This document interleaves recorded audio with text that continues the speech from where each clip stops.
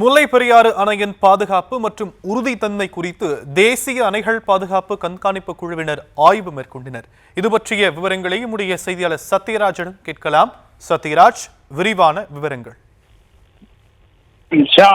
முல்லை பெரியாறு அணையில் தேசிய அணைகள் பாதுகாப்பு குழுவின் தலைவர் அனில் ஜெயின் தலைமையில் தமிழக, கேரள இரு மாநில அரசு அதிகாரிகளுடன் இன்று முல்லை பெரியாறு அணையில் ஆய்வினை மேற்கொள்ள உள்ளார்கள்.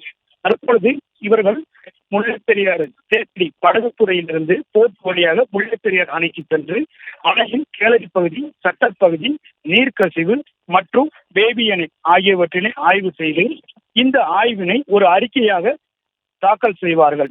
குறிப்பாக பருவநிலை மாற்றம் ஏற்படும் பொழுது தென்மேற்கு பருவமழை, வடகிழக்கு பருவமழை தொடங்கும் பொழுது தேசிய அணைகள் பாதுகாப்பு குழுவின் தலைவர்கள் தலைமையில் தமிழக, கேரள அதிகாரிகள் கொண்ட 7 பேர் கொண்ட குழுவினர் முல்லை பெரியார் அணையின் ஆய்வினை மேற்கொண்டு வருவது வழக்கம்.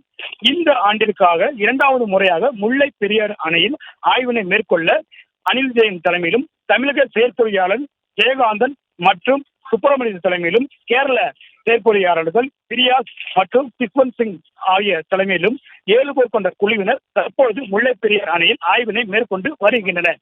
இந்த அணையின் பல்வேறு சர்ச்சைகள் ஏற்பட்டு வரும் பொழுதும் இந்த அணை குறித்த கேரள அரசு பரப்பி ஒரு பொய் புகார்களை தமிழக விவசாயிகள் தொடர்ந்து உச்சநீதிமன்றத்தின் தீர்ப்பினை மதிக்கும்படி கோரிக்கை விடுத்து வருகின்றனர். அதன் ஒரு பகுதியாக இன்று தேசிய அணைகள் பாதுகாப்பு பணியின் தலைவர் தலைமையில் 7 பேர் கொண்ட குழு தற்பொழுது முல்லை பெரியார் அணையின் ஆய்வு செய்து 3 மணி அளவில் மதுரையில் தனியார் மண்டபத்தில் இந்த ஆய்வுக்கான கூட்டரங்கு நடைபெற உள்ளது. இந்த கூட்டரங்கில் எடுக்கப்படும் முக்கிய முடிவுகள் நாளை மறுதினம் உச்சநீதிமன்றத்தில் முல்லை பெரியார் அணை குறித்து வரக்கூடிய வழக்கு விசாரணையில் சமர்ப்பிக்கப்படும் என்றும் எதிர்பார்க்கப்படுகிறது.